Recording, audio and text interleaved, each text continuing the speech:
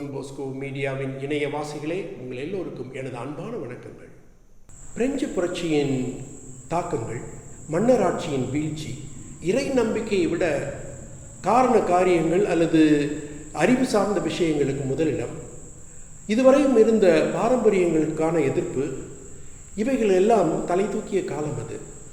இதன் விளைவாக துறவற மடங்களை சூறையாடுதல், திரு அவையின் சொத்துக்களை முடக்குதல், அதனுடைய அதிகாரங்களை கையில் எடுத்துக் கொள்ளுதல், இது போன்றவை தலைவிரித்தாடின. திரு அவையின் நம்பிக்கைக்குரிய ஆயர்களும் குருக்களும் கூட வாய்மூடி கிடந்த காலம் அது. ஆனால் டொன் போஸ்கோ எதற்கும் அஞ்சவில்லை. அவருடைய ஒவ்வொரு சொல்லாலும் எழுத்தாலும் திரு அவையின் உரிமைகளை உரக்க கூறினார். அவருடைய எழுத்துக்களை வாசித்த இறை மக்கள் அவரை நம்பினர். அவருடைய புனிதம் அவர்களுக்கு நம்பிக்கை அளித்தது. திரு அவையை அவர்களும் அவரோடு சேர்ந்து தாங்கி பிடித்தனர். இதனால் பொறாமை கொண்ட திரு அவையின் எதிரிகள் அவரை மிரட்டினார்கள்.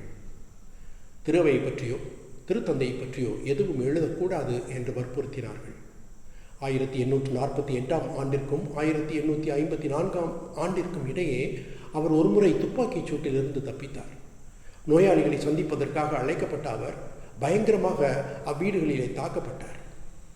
ஒருமுறை நஞ்சு கலந்த உணவை கொடுத்து அவரை கொல்ல முயற்சித்தார்கள். பலமுறை கிரிஜியோ என்று அழைக்கப்பட்ட நாய் ஒன்று அவரை பல்வேறு இடங்களில் ஆபத்துகளிலிருந்து காப்பாற்றியது.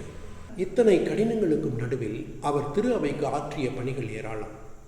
ஒருமுறை ரோமை நகர் திரு அவையின் எதிரிகளால் கைப்பற்றப்பட்ட பொழுது திருத்தந்தை 9ஆம் பத்திநாதர் ரோமையில் தங்குவதா, அங்கிருந்து தப்பித்து சென்று விடுவதா என்ற ஒரு கேள்வி எழுந்தது. பலரும் அவரை தப்பித்து செல்லுங்கள் என்று அறிவுறுத்தினார்கள். ஆனால் அவர் கூறினார், நான் டொன் போஸ்கோவிடம் அவருடைய கருத்தை கேட்பேன், அவர் என்ன கூறுகின்றாரோ அதன்படி நான் செய்வேன் என்று சொன்னார். அதே போல டொன் போஸ்கோவும் அவரிடம் கூறினார், தந்தையே, நீங்கள் ரோமையில் தங்குங்கள், உங்களுக்கு ஒன்றும் ஆகாது என்று கூறினார். அதன்படியே அவரும் அதனை கடைபிடித்தார். அப்பொழுது புதிதாய் பிறந்திருந்த இத்தாலிய நாட்டிற்கும் திரு அவைக்கும் சமாதானம் செய்து வைக்கும் தூதுவராக அவர் திகழ்ந்தார். அது மட்டுமல்ல, ஆயர்களை நியமிப்பதில் அவர் திருத்தந்தைக்கு பல்வேறு ஆலோசனைகளை வழங்கினார். சலேசியர்களுக்கு அவர் முக்கியமான அறிவுரை ஒன்றை வழங்கினார்.